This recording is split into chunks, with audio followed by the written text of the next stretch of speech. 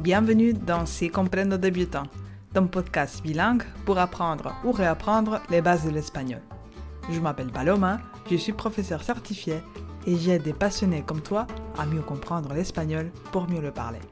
Tu veux savoir comment y arriver et ce même si tu es débutant? Alors télécharge l'entraînement audio que j'ai créé pour toi sur sicomprendo.net. Et maintenant, profite de ce moment rien que pour toi. Hola Caracola, ¿qué tal estás? Est-ce que tu as déjà assisté à un mariage dans un autre pays? Moi oui. Et avant d'y aller, j'essayais de me renseigner sur les traditions autour de cet événement. Comment est-ce que se déroule la fête? Quel type de cadeau je suis censé faire au marié? Comment est-ce que je devrais m'habiller? Lorsque je préparais cet épisode, j'ai fait quelques recherches pour savoir ce qu'on disait sur les mariages espagnols dans les web, et honnêtement, je n'ai pas été très satisfaite de ce que j'ai trouvé. Du coup, est inspiré par mon propre mariage tout récent dans lequel il y avait bien des invités d'environ 10 nationalités différentes, j'ai décidé de te préparer cet épisode pour t'expliquer comment se déroulent actuellement les mariages en Espagne. Avant de démarrer l'épisode, j'ai comme d'habitude une question sur l'épisode précédent. Comment dirais-tu en espagnol « louer un appartement » ? Très bien, alquilar un piso ou encore alquilar un apartamento. Piso, c'est beaucoup plus idiomatique que apartamento. Donc, louer, c'est bien alquilar. Un mot qui vient de l'arabe. Si tu veux savoir combien ça coûte de louer un appartement en Espagne et découvrir d'autres informations utiles sur les coûts de la vie dans les pays voisins, car par exemple tu envisages de t'y installer, je te conseille d'écouter l'épisode 53 de ce podcast si ce n'est pas encore chose faite. Et puis, c'est le moment de mettre en avant une nouvelle évaluation positive du podcast qui dit comme suit. Très utile, 5 étoiles. Une façon très agréable de se remettre à l'espagnol avec des conseils efficaces. Si comme Amélie tu souhaites te remettre à l'espagnol, je te conseille de commencer par télécharger les guides gratuits Le secret pour parler espagnol, même si tu es débutant, que tu vas trouver sur mon site sicomprendo.net. Et maintenant, prépare-toi à découvrir 5 choses que tu devrais savoir si tu es invité à un mariage espagnol. Je vais te donner des informations en espagnol, mais toujours de façon lente, en faisant bien attention à articuler pour que tu comprennes, et je traduirai aussi les mots compliqués. Comenzamos en 3, 2, 1.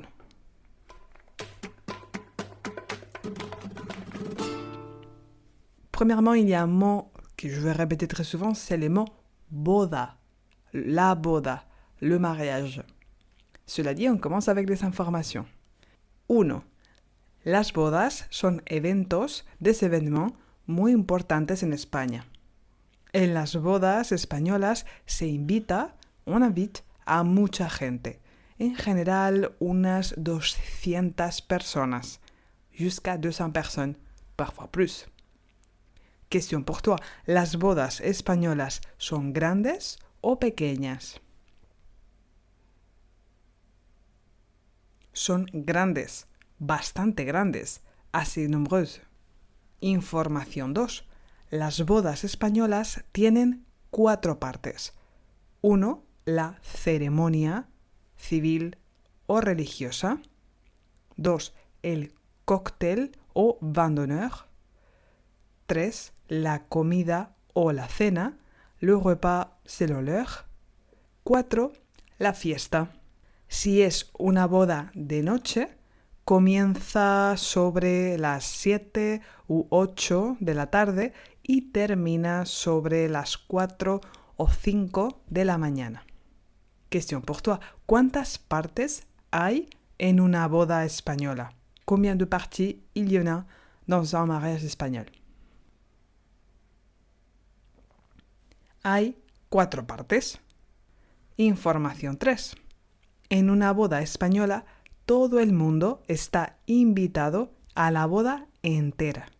No hay diferencias entre los invitados que van al cóctel o vin d'honneur y los invitados que van al banquete, le repas.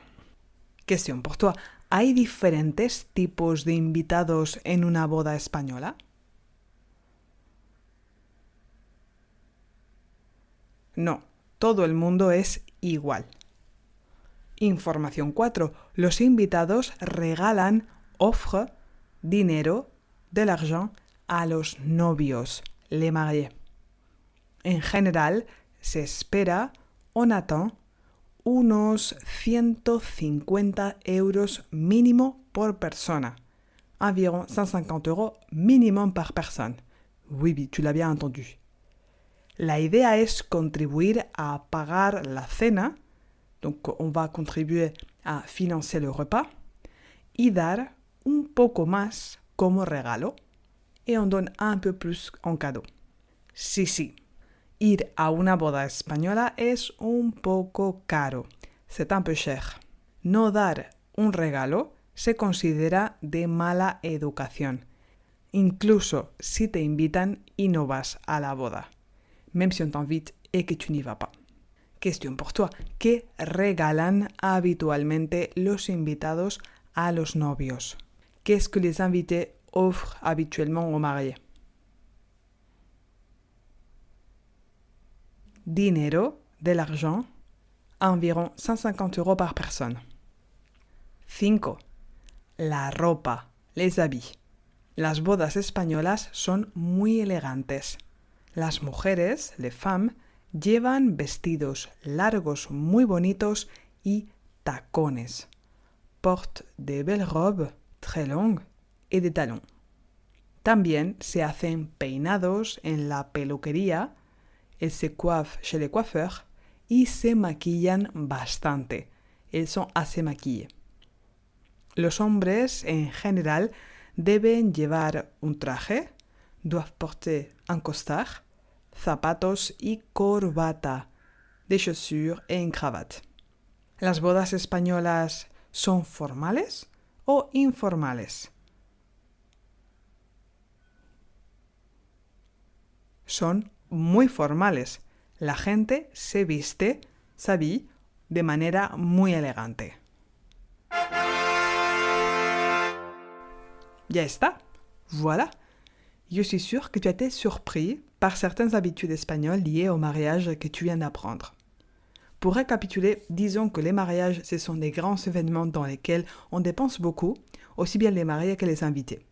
Impossible d'imaginer pour un Espagnol de mettre ses invités dans des tentes dans un jardin, comme j'ai vu en France.